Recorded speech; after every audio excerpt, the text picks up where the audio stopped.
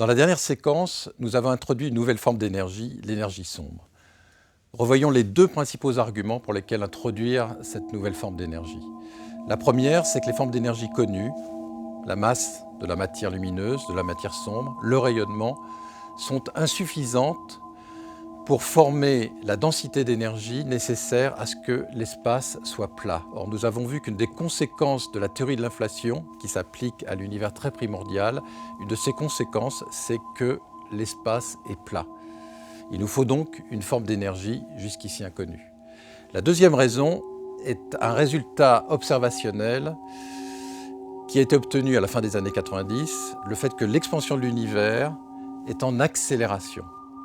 Or, toutes les formes connues d'énergie ont tendance à freiner cette expansion, à la décélérer, que ce soit la matière ou le rayonnement. De nouveau, il faut introduire une nouvelle forme d'énergie.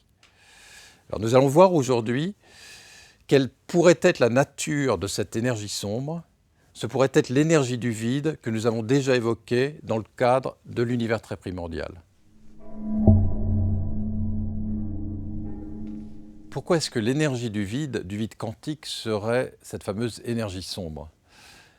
Eh bien, nous avons vu la semaine dernière que l'énergie du vide est l'ingrédient principal de l'expansion de l'univers au moment de l'inflation. Cette expansion extrêmement rapide qui, dans ses premières phases, est accélérée. Et donc, l'énergie du vide a tendance à accélérer l'expansion. C'est pour cela que l'on considère qu'aujourd'hui aussi, c'est peut-être l'énergie du vide qui est responsable de l'accélération de l'expansion de l'univers. Nous serions dans une sorte de première phase d'une nouvelle inflation. Précisons un peu ce qu'est ce vide quantique. En fait, pour les physiciens, le vide quantique, c'est l'état fondamental de l'univers sur lequel on va construire les états avec un certain nombre de particules, on va construire la matière, on va construire le rayonnement.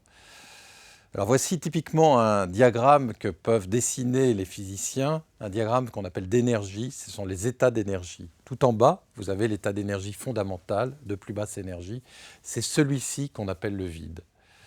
Et puis on va construire des états à une particule c'est énergie E égale mc2, donc c'est un niveau mc2 au-dessus, à deux particules, donc 2 mc2 encore au-dessus, et ainsi de suite. Et donc on a une tour d'états qui vont représenter les différentes possibilités, les différents nombres de particules qu'on peut avoir dans l'univers.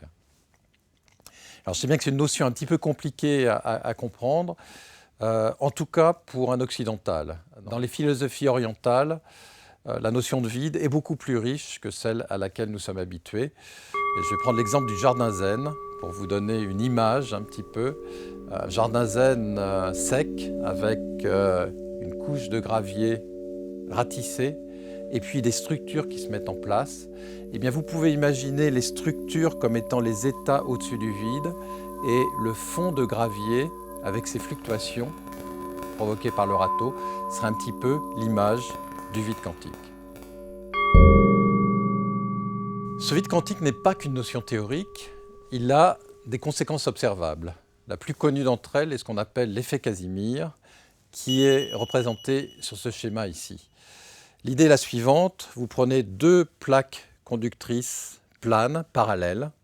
Entre les deux plaques, il y a du vide, mais le vide est sujet à des fluctuations quantiques qui sont présentées ici par des petites bulles qui représentent en fait des créations de paires particules-antiparticules dont nous avons vu qu'elles peuvent durer un temps très court.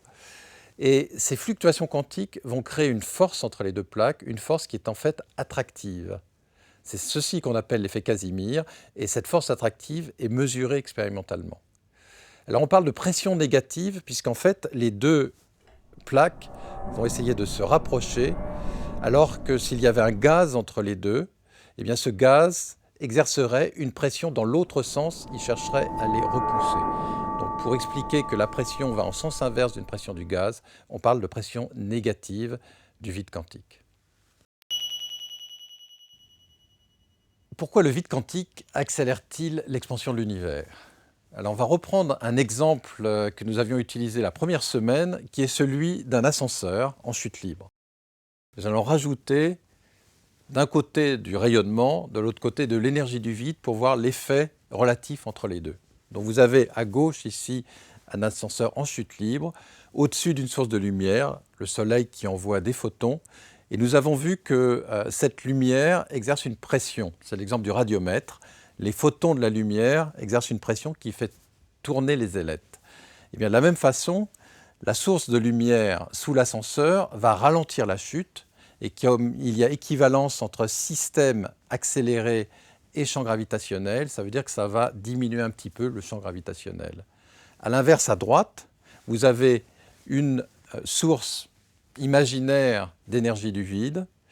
Les fluctuations quantiques, nous avons vu, exercent une pression négative, ce qui va donc accélérer la chute de l'ascenseur. Et donc en accélérant la chute de l'ascenseur, toujours par l'équivalence entre système accéléré et champ gravitationnel, ça donne un champ gravitationnel plus intense. Et donc vous voyez pourquoi, dans le cas de l'expansion de l'univers, à gauche, un système avec pression positive, le rayonnement par exemple, tend à décélérer l'expansion de l'univers. Un système à droite, comme l'énergie du vide, tend à accélérer l'expansion de l'univers. Alors comment vérifier que cette énergie sombre est l'énergie du vide ou est une autre forme d'énergie? Eh bien, l'énergie sombre a été découverte juste à la fin des années 90, en 1999, et pourtant, dès maintenant, un énorme programme observationnel est mis en place qui va s'étendre sur un grand nombre d'années pour tester la nature de cette énergie sombre. Alors comment est-ce qu'on fait? On prend des clichés, ce qu'on appelle des grands relevés astrophysiques, c'est-à-dire des clichés du ciel très profonds, c'est-à-dire qui vont jusqu'à des âges relativement reculés.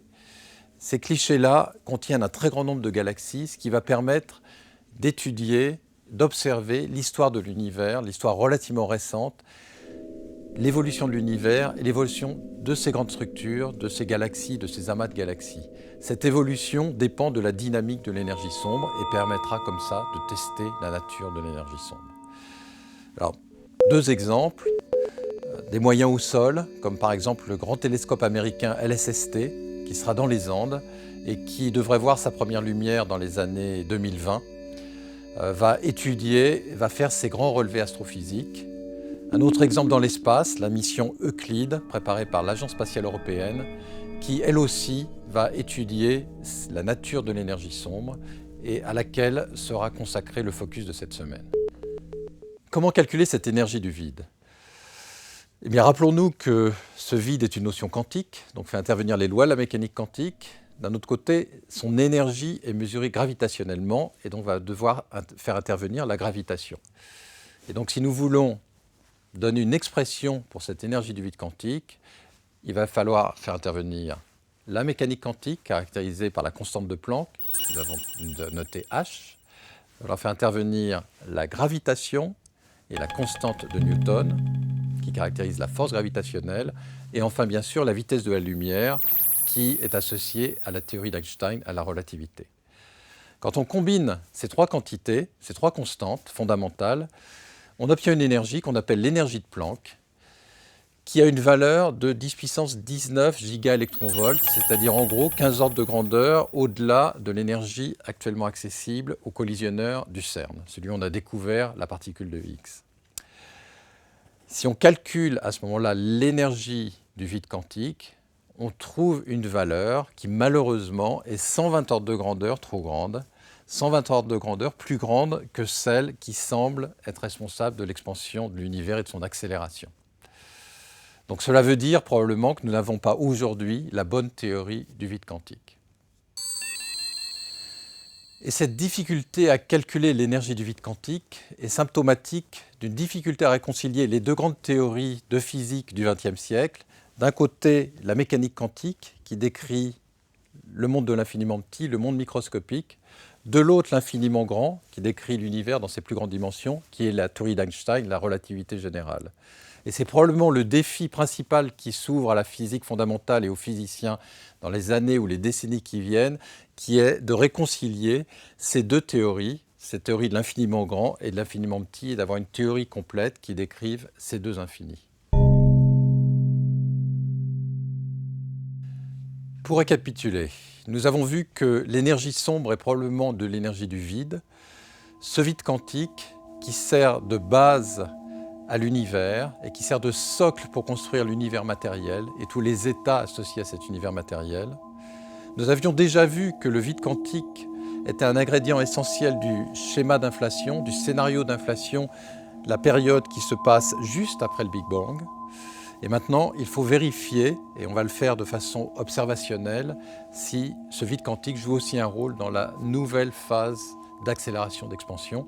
Et donc c'est pour cela qu'un grand programme observationnel est mis en place pour essayer de tester la nature de l'énergie sombre. Quant à calculer l'énergie du vide quantique, eh bien, la tâche est ardue.